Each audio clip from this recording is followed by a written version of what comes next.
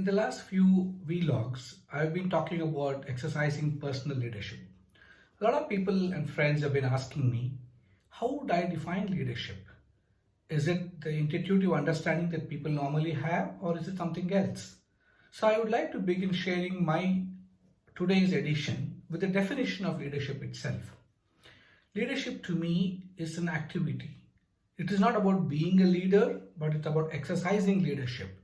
So more than a noun form, I would believe in the verb form, an active engagement that a person does. So how would I define it? Leadership to me is an activity of mobilizing a group and their resources for doing something societally constructive amidst enormous uncertainty. So let's take this coronavirus crisis as an example. We need to now mobilize ourselves, each other, and all our resources. It could be intellectual, it could be fiscal, it could be physical, all kinds of resources in the public sector, in the private sector, in government, outside of government, civil society groups, private organizations, state government, central government. Everybody needs to come together. The way corporate worlds are now looking at printing 3D face shields, or innovating for low-cost ventilators, or the Indians of science trying to discover new methods of testing, and possibly some scientists working on the vaccine. Everybody needs to come together for the societally constructive work of conquering this virus and fighting the COVID crisis. We are not sure we'll be successful. We don't know, there's no way success can be guaranteed with all the efforts that all the people are putting in. But despite that, doing this is what leadership is all about. And that is what makes it so special. But in this, what is the personal leadership that we can learn from? I would like to today talk about something very common that we are all seeing now.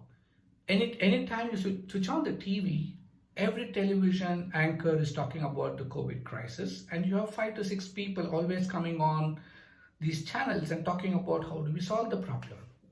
Sometimes, it's quite astonishing how a person whom you know with an economic background is suddenly an epidemiologist today, or somebody who knows a lot of epidemiology talks about health policy.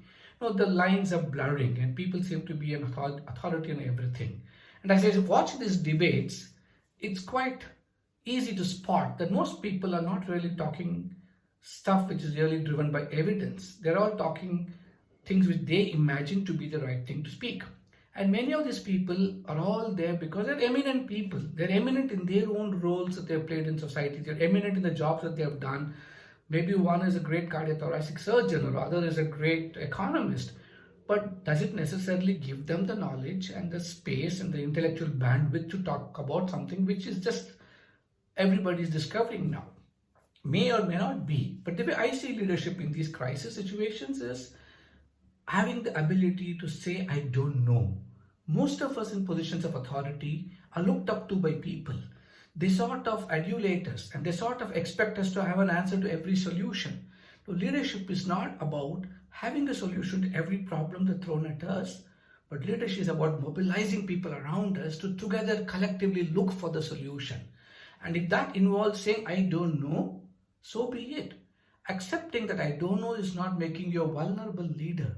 Actually, this vulnerability is what gives you the strength to build teams, to learn from each other, to share and work together. And when you say, I don't know, you're also agreeing that you have the humility to learn. It gives you a huge space to learn. It allows you to make mistakes. It allows you to fail, and allows you to actually recognize the leadership in everybody else around you. So saying, I don't know is not a weakness. It can be great strength.